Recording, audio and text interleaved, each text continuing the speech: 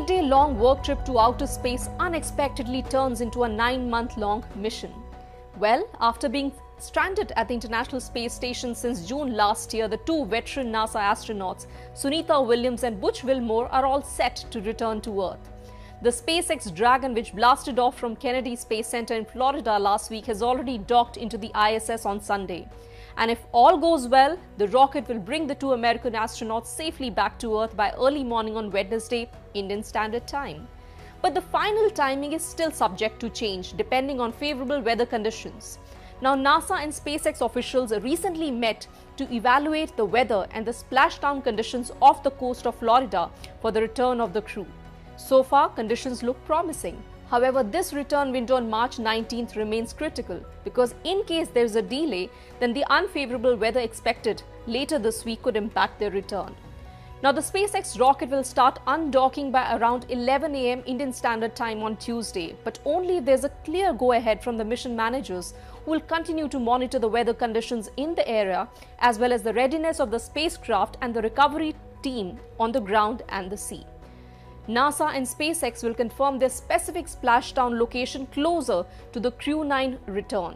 Meanwhile, the new crew members have already completed their handover duties, with both Williams and Wilmore waiting to return to their families here on Earth. It was clearly tough, but it also goes on to show the uncertainty and the challenges of any human space flight. The two astronauts had boarded Boeing Starliner test flight on June 5, 2024 and thought they would be back within 8 days.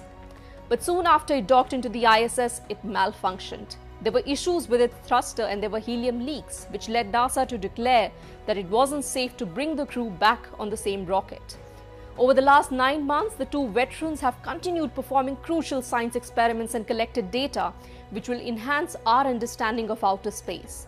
The two have already flown into space 2 times in the past, and the current expedition may likely be their last. So while there must be a lot of excitement to return to Earth, it's also a goodbye to outer space, which has been their home for the last 9 months. Once they are back, they'll probably be quarantined for some time and then undergo mandatory health tests. The prolonged stay in microgravity and the radiation exposure is likely to have some impacts on their muscle mass and body fluid distribution.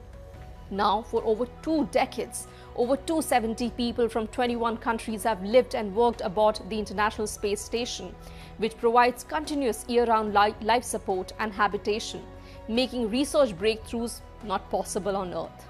The big microgravity lab has been orbiting the Earth at an altitude of 370 to 460 kilometers since the year 2000. And now we are all waiting for the return of the two astronauts back to Earth.